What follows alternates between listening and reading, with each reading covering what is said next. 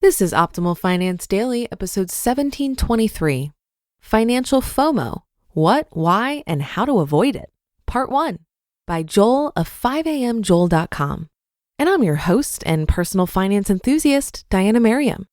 I have a bit of a longer post today. I'll read the first half today and then finish the rest for you tomorrow. So let's dive into the first half and start optimizing your life. Financial FOMO, What, Why, and How to Avoid It, Part 1, by Joel of 5AMJoel.com. What is financial FOMO? You've probably heard of regular FOMO, which is the fear of missing out. It's when you worry or have anxiety about missing out on fun and memorable experiences in life. What about financial FOMO or investing FOMO? Financial FOMO is a little more specific to money and investing. It's when you worry about missing out on financial success or profitable events, and that worry makes you do harmful things to grow your wealth. You constantly research ways to make money, save money, and get ahead. You're excited about finances, but this feeling of excitement is matched equally with a feeling of disappointment from not doing as good as everyone else seems to be doing. Personally, I don't suffer from FOMO, financial or otherwise. I believe FOMO is an unhealthy mindset that makes people their own worst nightmare. Not only is it poisonous to let fear and anxiety occupy your mind, it leads you to do things you usually wouldn't do. It might sound cool to have financial FOMO, but it can actually be detrimental to your financial success. It's the opposite of cool. Example of financial FOMO. A week in the life of Steve. Monday. Steve wakes up at 6 a.m. and is very motivated. He goes for a morning jog while listening to his favorite podcast, the Entrepreneur Investor McMillions Secret Strategy Show. The podcast features a guest speaker who built a $200,000 a year business buying and selling raw land. He outlines 6 easy-to-follow steps for young and hungry beginners to start their own land flipping business. Truly inspiring content for an aspiring investor. Steve is fascinated by what he hears. He gets home from his jog and writes down land flipping on his goal board for the year 2020. Tuesday, Steve goes out for drinks after work. His buddy Tom is at the bar bragging about his latest Bitcoin trade. Tom has been buying small amounts of Bitcoin ever since it was $30 per coin, and holds about $350,000 worth of Bitcoin today. He also is successful in meme stocks. Steve feels a little bad that he never bought into Bitcoin back in the day, but Tom assures him he's not too late to enter the cryptocurrency market. Tom's advice is just throw $1,000 into Bitcoin every month or so. It'll be worth millions someday. That night, Steve goes home and spends 3 hours reading news articles and watching YouTube videos about Bitcoin price predictions. Not ready to commit yet, he goes to bed without purchasing anything. Wednesday, someone emails Steve a news article written about Mark Zuckerberg. The article explains how Zuckerberg and his wife started a foundation to fight diseases, and they donated $30 billion to the charity. Zuckerberg was 31 years old at the time. Steve thinks about his own life. Steve is 36 years old and only donates $1,000 a year to charity. He feels horrible about this because it's only a fraction of what Zuckerberg does. Steve goes to bed that night feeling like he's made no impact on the world. Thursday, Steve needs some inspiration, so he goes back to his favorite podcasts. He listens to 3 episodes back to back. In these episodes, experts talk in depth about rental property investing, recession-proof stock picking, and passive income via blogging. These are 3 more strategies that Steve is missing out on, and 3 more reasons for Steve to feel like about himself. Friday, Steve wakes up to a text message from Tom, the Bitcoin guy.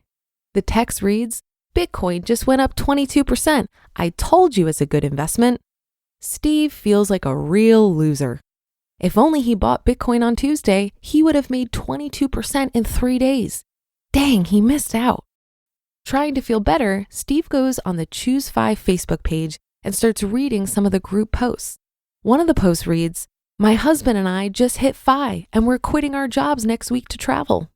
Steve is happy for the couple, but inside feels like because he has 16 years of work left before becoming financially independent himself. Saturday. It's been a week of bad luck for Steve, or so he feels. Everyone around him seems to be getting rich, becoming financially independent, and doing it all in a fun and interesting way. Steve is left feeling anxious and worried. Everyone is moving forward, and Steve is being left behind. How can he keep up with what everyone else is doing? Is there some secret to success he's missing? Steve goes to the library and borrows 6 self-help books to see if there are any answers there. The more Steve searches, the more lost he feels. The cycle continues. Problems created by FOMO. Hear that on tomorrow's episode. You just listened to part 1 of the post titled Financial FOMO, What, Why, and How to Avoid It by Joel of 5AMJoel.com. Build your wealth, they say. Invest in real estate. Sure, how hard could it be to lose sleep trying to find the best opportunity, run the numbers on every single property, then scramble to get my offer in? How much? Investing shouldn't be another full-time job. The team over at Awning is trying to change that. Awning is a real estate investing platform that really puts the passive back into passive income. They're a brokerage, just like you're used to, except they have technology superpowers to help get the most out of your investment. Awning takes in your investment goals, pairs you with a dedicated advisor, and uses some pretty incredible technology to find and surface the best opportunities for you as soon as they become available. Awning's platform shows you everything you could possibly want to know, from rental and appreciation estimates, neighborhood trends, school scores, and more. If you're looking to supercharge your investment search and want to close on better deals while investing less time, give Awning a try. Head over to awning.com/OFD to start fast-tracking your real estate investing process. That's awning.com/OFD.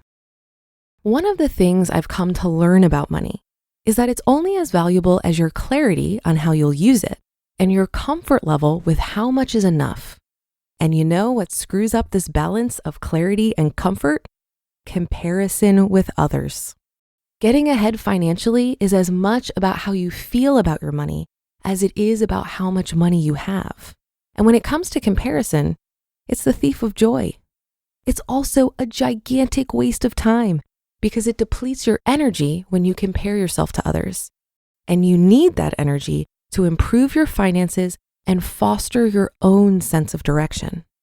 Financial FOMO can hold us back because we all have a unique set of circumstances, skills, and preferences that we should be leveraging in unique ways that only we can determine. So for instance, I've made many of my decisions over the last few years to strive for financial independence by the time I reach 40. But my original plan needed to be revised for me to now experiment with self-employment and entrepreneurship. Furthermore, I'm moving towards combining households with my Midwestern gentleman, which will certainly lead to more adjustments as I'll be focused on our goals versus just my goals. I think we need to be careful about trying to copy too closely how others are managing their finances because it robs us of the clarity and comfort that comes when we're more self-directed. Well, that should do it for today. Have a happy rest of your day and a great weekend. I'll see you tomorrow where we'll finish up this post and where your optimal life awaits.